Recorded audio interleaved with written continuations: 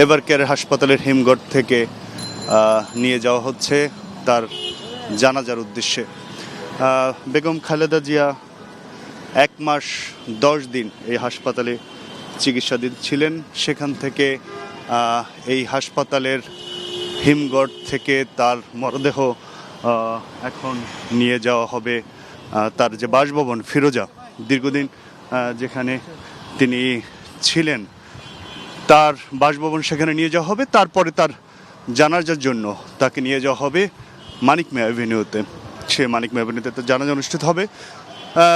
ঠিক 1 মাস 10 দিন আগে হাসপাতালে এসেছিলেন শেষ চিকিৎসার জন্য তিনি, কিন্তু ফিরে যেতে হলো লাশ হয়ে। সেই লাশের গাড়িবহর আমরা দেখলাম কিছুক্ষণ আগে। 32 ইঞ্চি জেভিকো টিভি এখন মাত্র 15,000 টাকায়, সাথে পাচ্ছেন 3 বছরের প্যানেল ওয়ারেন্টি। সামরিক মর্যাদায় তাকে এই এভারকেয়ার হাসপাতাল থেকে নিয়ে যাওয়া হচ্ছে। এভারকেয়ার হাসপাতালের এখানে আজকে সকাল থেকেই তার এই লাশ বহন করার জন্য সব প্রস্তুতি নেওয়া হয়েছে, এবং আমরা দেখেছি যে সেনাবাহিনী, বিজিবি, পুলিশের যৌথ তাদের যে বাহিনীর সমন্বয়ে একটি টিম করে সেখান থেকে নিয়ে যাওয়া হলো। 1 মাস 10 দিন এই হাসপাতালে থেকে ঠিক 1 মাস 11 দিনের মাথায় বেগম খালেদা জিয়া 3 বারের প্রধানমন্ত্রী এবারকার হাসপাতাল থেকে হিমঘর থেকে লাশ হয়ে বের হলেন। এবং এর মধ্য দিয়ে বাংলাদেশের রাজনীতিতে বেগম খালেদা জিয়ার এই দীর্ঘদিন তিনি এবারকার হাসপাতালে চিকিৎসার জন্য আসছিলেন। বেশ কয়েকবার তিনি সুস্থ হয়ে আবারও ফিরে গিয়েছেন। করোনার সময় তিনি এসেছিলেন, চিকিৎসা নিয়ে ফিরে গিয়েছেন, তবে এবার তাকে লাশ হয়ে ফিরতে হলেন। সেই লাশ মরদেহ নিয়ে যাওয়া হচ্ছে ফিরোজাতে, সেখান থেকে তাকে নিয়ে যাওয়া হবে দক্ষিণ প্লাজা, সেখান থেকে তাকে মানিক মিয়া অ্যাভিনিউতে নেওয়া হবে। মানিক মিয়া অ্যাভিনিউতে তার জানাজা অনুষ্ঠিত হবে। তো এই ছিল আমার কাছে বেগম খালেদা জিয়া আজকে তার বেগম খালেদা জিয়ার এই তার এই মরদেহ আমরা জানি যে তাকে নিয়ে যাওয়া হবে মানিক মিয়া অ্যাভিনিউতে, যেহেতু সকালেই সেটি লাশ নিয়ে যাওয়া হলো। কারণ একদিন আগেই তিনি যেহেতু তার নিহত হওয়ার কথা জানানো হয়েছে, সেই কারণে তাকে আজকে সকালে এখান থেকে নিয়ে তারপর তার বাসাতে নেওয়া হবে। সেখানে তার স্বজনরা তার কিছুটা তার শেষ বিদায় জানাবেন স্বজনরা। এরপরে সেখানে আরও কিছু বিশিষ্টজন আসবেন তার বাসাতে। যারা প্রধান উপদেষ্টা তিনি আসার, তিনি জানাজা অংশ নেওয়ার কথা রয়েছে, তার বাসাতেও আসতে পারেন। সব মিলে তার লাশটি আগেই সেখানে নিয়ে যাওয়া হলো। তারপর বাদ জোহর জানাজা অনুষ্ঠিত হবে। বাংলাদেশের রাজনীতিতে বেগম খালেদা জিয়া একটি উজ্জ্বল নাম, একই সঙ্গে দেশে আপামর মানুষের কাছে একজন গ্রহণযোগ্য ব্যক্তি। সেই ব্যক্তির জানাজায় বেশ সমাগম হতে পারে, সেই প্রস্তুতি রাখা হচ্ছে। আমরা দেখেছি সকাল থেকেই সব প্রস্তুতি সেখানে রাখা হয়েছে। মানিক মিয়া অ্যাভিনিউতে বিভিন্ন পয়েন্টে যান চলাচল সীমিত করে জায়গাটিকে প্রস্তুত করা হচ্ছে। এখান থেকে লাশ নিয়ে যাওয়ার সময় আইন শৃঙ্খলা রক্ষাকারী বাহিনীর বেশ উপস্থিতি আমরা দেখেছি। সব ধরনের নিরাপত্তা ব্যবস্থা জোরদার করা হয়েছে, এবং একই সঙ্গে যেন যারা জানাজা অংশ নেবে সেই জায়গাগুলোকে নির্বিঘ্ন করার জন্য সরকারের পক্ষ থেকেও সব সহযোগিতা করা হচ্ছে, এবং দলের পক্ষ থেকেও যেন তাদের দলীয় প্রধান তার এই বিদায়কে সুশৃঙ্খলভাবে হয় সেই ব্যবস্থাটিও তারা চেষ্টা করছেন।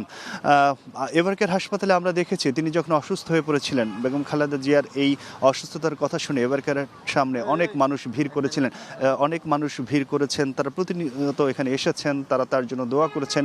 বিভিন্ন রাজনৈতিক দলের নেতারা এসেছেন, সরকারের পক্ষ থেকে এসেছেন, প্রধান উপদেষ্টা নিজে এখানে এসে তার স্বাস্থ্যের খোঁজ নিয়েছেন। অর্থাৎ এই জায়গাটিতে বেশ 1 মাসের উপর এই মানুষের সমাগম ছিল। বেগম খালেদা জিয়ার স্বাস্থ্যের খবর নিতে এসেছেন, জানতে এসেছেন। তাদের জানার আগ্রহ ছিল যে তিনি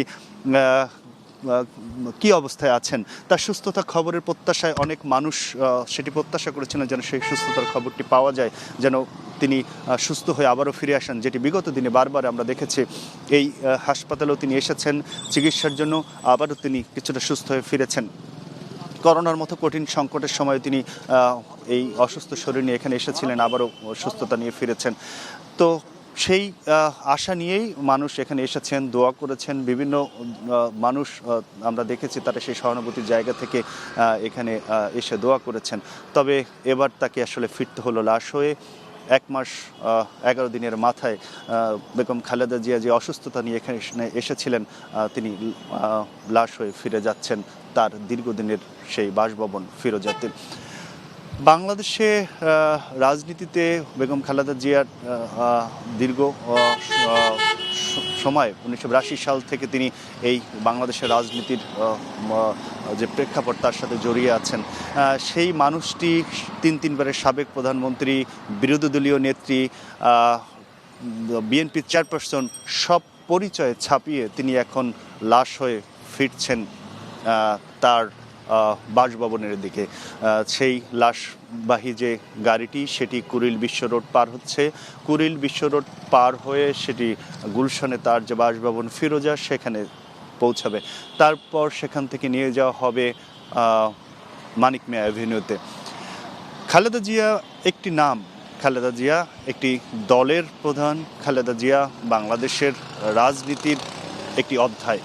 সেই অধ্যায়ের পরিসমাপ্তি হলো, সেই অধ্যায়ের একটি জবনিকা হলো, যে অধ্যায়ে মিশে আছে একজন গৃহবধূ থেকে রাজনৈতিক মাঠে একজন প্রধান ব্যক্তি হয়ে ওঠার সেই ইতিহাস, যেই ইতিহাসের আজকে একটি অধ্যায়ের শেষ হচ্ছে। 1981 সালে জিয়াউর রহমানের নিহত হওয়ার পরে, যখন তাকে আত্মার গুলিতে নিহত হন, তার পরেই বিএনপির হালকে ধরবেন এই যখন প্রশ্নটি সামনে চলে আসে, তখন আসলে বিএনপিকে টিকিয়ে রাখার জন্য জিয়া পরিবারের কাউকে বেছে নেওয়ার জন্যই বেগম খালেদা জিয়াকে তারকে রাজনীতিতে নিয়ে আসা হয়। তখন সেই গৃহবধূ বেগম খালেদা জিয়া 1982 সালে বিএনপির সদস্য পদ নিয়ে তারপর তিনি ভাইস চেয়ারম্যান হন। সেখান থেকে তিনি দলের প্রধান হন তাদের সবার সম্মতিতে। এরপর থেকেই নানা সংগ্রাম, নানা চড়াই উতরাই পার হয়ে বিএনপিকে একটি 1991 সালের, তার আগে এরশাদ বিরোধী যে আন্দোলন বাংলাদেশে বেশ সক্রিয় হয়েছিল, সেই 90-এর গণঅভ্যুত্থান আন্দোলনে রাজপথে হেঁটেছেন। রাজপথে হেঁটে তিনি তার রাজনৈতিক যে প্রজ্ঞা, রাজনৈতিক যে দৃঢ় নেতৃত্ব, সেটির পরিচয় দিয়ে তিনি 1991 সালের গণতান্ত্রিক সরকারের প্রথম প্রধানমন্ত্রী হন এবং সেই প্রধানমন্ত্রী হিসেবে বাংলাদেশের প্রথম নারী প্রধানমন্ত্রীর ইতিহাসে তার নাম লিখে রাখেন। সেই বাংলাদেশের প্রথম নারী প্রধানমন্ত্রী খালেদা জিয়া আজকে একজন লাশ হয়ে তিনি ফিরছেন তার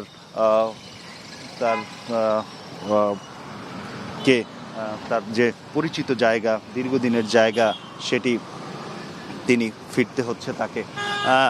তার সেই ফিরে যাওয়াটি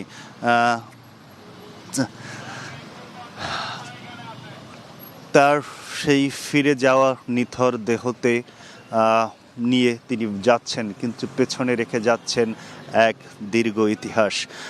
সেই ইতিহাস বাংলাদেশের রাজনীতির, সেই ইতিহাস বাংলাদেশের শাসন ব্যবস্থায় তার অবস্থান, সেই ইতিহাস বাংলাদেশের প্রথম নারী প্রধানমন্ত্রী, সেই ইতিহাস বাংলাদেশের বিএনপি নামক রাজনৈতিক দলকে একটি শক্ত অবস্থানে নিয়ে যাওয়ার জন্য ঘর থেকে এসে রাজপথে যে লড়াই সংগ্রাম করে যে সময়টি পার করতে হয়েছে। বিএনপির নেতাদের কাছে, কর্মীদের কাছে খালেদা জিয়া বেশ আবেগের নাম। খালেদা জিয়াকে তারা তাদের যে রাজনৈতিক যারা এখন মাঠে রয়েছেন বা বিএনপি রাজনীতির সঙ্গে যারা এখন জায়গায় দাঁড়িয়েছেন, অর্থাৎ বিএনপির রাজনীতিতে, ছাত্র রাজনীতি থেকে উঠে এসে বিএনপির নেতৃত্বে যারা এখন হাল ধরছেন, তাদের অধিকাংশই বেগম খালেদা জিয়ার সাথে রাজনীতি করে তারা এই পর্যায়ে এসেছেন। সেই কারণে আসলে তাদের কাছে এটি বেশ তারা যে সময়টি পার করেছেন, বেশ একটা লম্বা সময় খালেদা জিয়ার সঙ্গে রাজনীতি করে, সেই সব মিলিয়ে তাদের কাছে আবেগের নাম, তাদের কাছে তাদের নেতৃত্বের যে জায়গাটি সেটি বেগম খালেদা জিয়ার নাম। তারপরে আমরা জানি বিএনপির ভারপ্রাপ্ত চেয়ারম্যান হিসেবে তারেক রহমানকে দলের মনোনয়ন দেন, দল তাকে বেছে নেন। যখন খালেদা জিয়ার নামে বা একাধিক মামলা দিতে থাকে বিগত সরকার, সেই সময়ে তারা তখন তাকে সিনিয়র ভাইস চেয়ারম্যান থেকে ভারপ্রাপ্ত চেয়ারম্যান হিসেবে তাকে মনোনীত করেন। এর আগ পর্যন্ত এবং বেগম খালেদা জিয়া দলকে এককভাবে নেতৃত্ব দিয়ে গেছেন। এরপরে তাকে জেলে যেতে হয়, জেলের সেই কঠিন সময়টি তাকে পার করতে হয়েছে। শারীরিক নানা অসুস্থতা নিয়েই বেগম খালেদা জিয়াকে জিয়া অরফানেজ ট্রাস্ট মামলায় তাকে সেই সময়ের সরকার তাকে সেই মামলায় জেলে দেন এবং তারপরে সেই মামলার পরবর্তীতে আইনি প্রক্রিয়ার মাধ্যমে তিনি নির্দোষ প্রমাণিত হন। বেগম খালেদা জিয়া সেই সময়টিতে কারাগারে একটি কঠিন সময় পার করেছেন।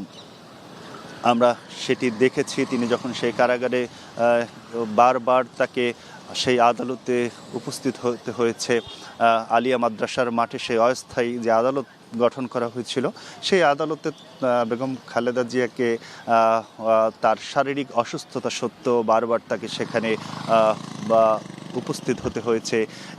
তারপরেও তাকে জেলে যেতে হয়।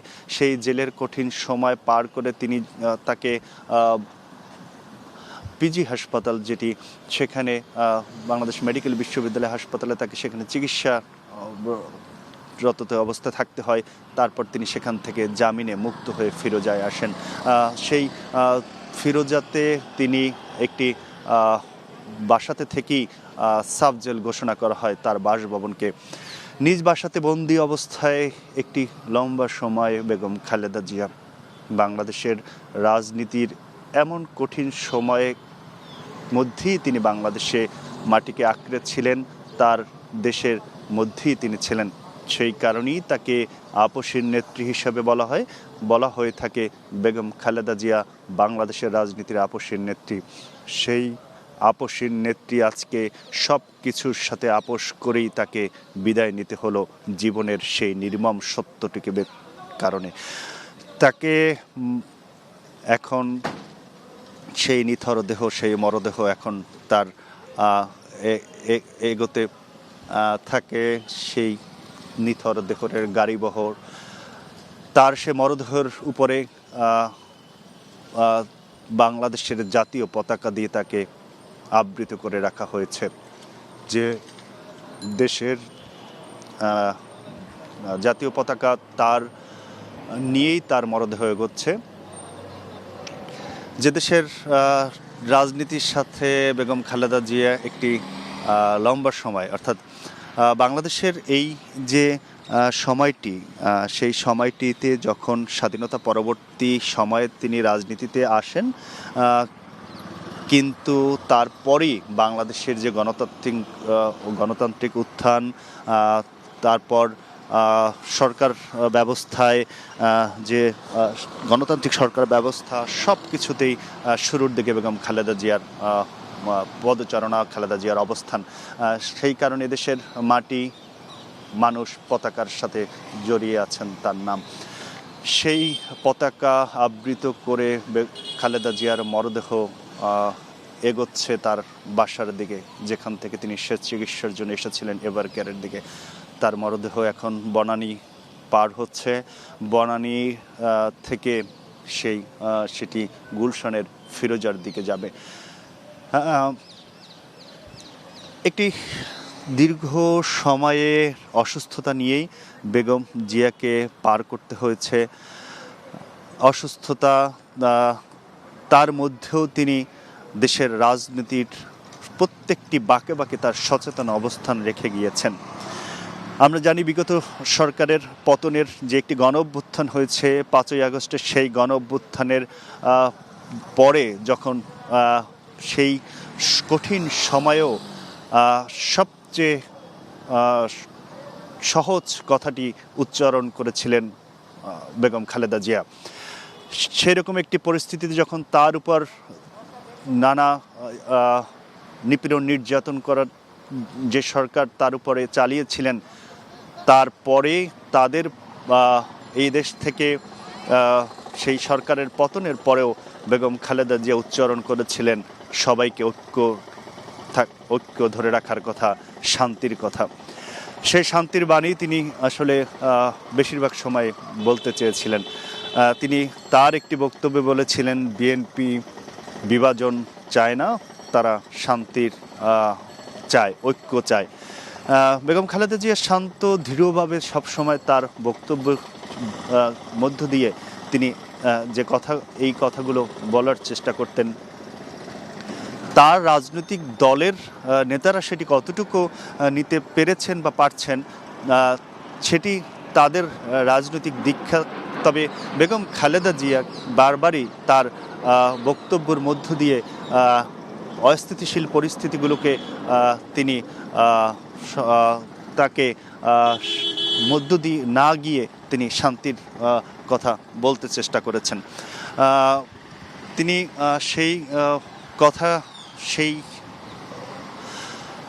কথা তার দলের নেতাকর্মীদের যেমন বলেছেন, দেশের মানুষের জন্য তিনি ঐক্য ধরে রাখার কথা বলেছিলেন।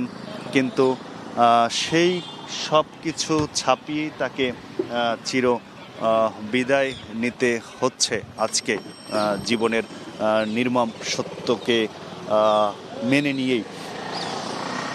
বেগম খালেদা জিয়ার মরদেহ বনানী গুলশানের দিকে, যে এভার কেয়ার হাসপাতালে তিনি বারবার এসেছেন তার চিকিৎসার জন্য। সেই সময়ে চিকিৎসাটি নেওয়ার জন্য, বিদেশে যাওয়ার জন্য তার দলের পক্ষ থেকে বারবার তারা দাবি জানিয়েছিলেন যেন বেগম খালেদা জিয়াকে উন্নত চিকিৎসার জন্য বিদেশে যাওয়ার অনুমতি দেওয়া হয়। কিন্তু তখনও তার বিদেশে যাওয়ার অনুমতি মেলেনি, তাকে আসতে হয়েছে এই এভার কেয়ার হাসপাতালে চিকিৎসার জন্য। সেই থেকে এভার কেয়ার হাসপাতালে অসংখ্যবার এসেছেন বেগম খালেদা জিয়া, কিন্তু তিনি এসেছেন আবারও কিছুটা সুস্থ হয়ে বাসায় ফিরেছেন। সেখান থেকে তিনি তার রাজনৈতিক জায়গাতে তার দলের পরামর্শ দিয়েছেন। তাদের সাথে দলের নেতারা, সিনিয়র নেতারা তার সাথে গিয়ে দেখা করে আসতেন, তার সাথে পরামর্শ করে আসতেন। এরকম করেই তাকে বেশ এটা সময় পার করতে হয়েছে। অসুস্থতা এবং হাসপাতাল, বাসা, তার মধ্যেই তিনি এই 5ই আগস্টের পরে যে সরকার পতনের পরে তার বিদেশে যাওয়ার, চিকিৎসা নেওয়ার সেই সুযোগটি হয় এবং তিনি আবারও সেই সুযোগে লন্ডন ক্লিনিকে তাকে চিকিৎসার জন্য নেওয়া হয়। লন্ডনে চিকিৎসা নেওয়ার পরে কিন্তু বেগম খালেদা জিয়া বেশ কিছুটা সুস্থ হয়েছিলেন এবং তিনি তার সেই লন্ডনে তার ছেলের সাথে দীর্ঘদিন পর সাক্ষাতের সুযোগ পেয়েছিলেন। বিএনপির ভারপ্রাপ্ত চেয়ারম্যান তারেক রহমানের সাথে, তার পরিবারের সাথে তিনি বেশ কিছুটা সময় কাটিয়েছিলেন। 17 দিন লন্ডনে অবস্থান করে বেগম খালেদা জিয়া বাংলাদেশে ফিরেছিলেন হাস্যোজ্জ্বল মুখ নিয়ে। সেই হাস্যোজ্জ্বল মুখ দেখে বিএনপির নেতাকর্মীরা যেমন স্বস্তি ফেলেছিলেন, তেমনি করে অনেক মানুষই ভেবেছিলেন বেগম খালেদা জিয়া অনেকটা সুস্থ হচ্ছেন। কিন্তু সেই সুস্থতাকে আবার তিনি অসুস্থতায় পরিণত হয়ে এভার কেয়ার হাসপাতালে আসেন এবং সেখান থেকে তিনি লাশ হয়ে বের হয়ে এখন তার মরদেহ পৌঁছালেন ফিরোজাতে। বেগম খালেদা জিয়ার মরদেহ পৌঁছে গেল এবং সেখানে তাকে, তার লাশকে ফিরোজাতে কিছুক্ষণ রাখা হবে এবং সেখান থেকে নেওয়া হবে তার জানাজার জন্য মানিক মেয়ে এভিনিউতে।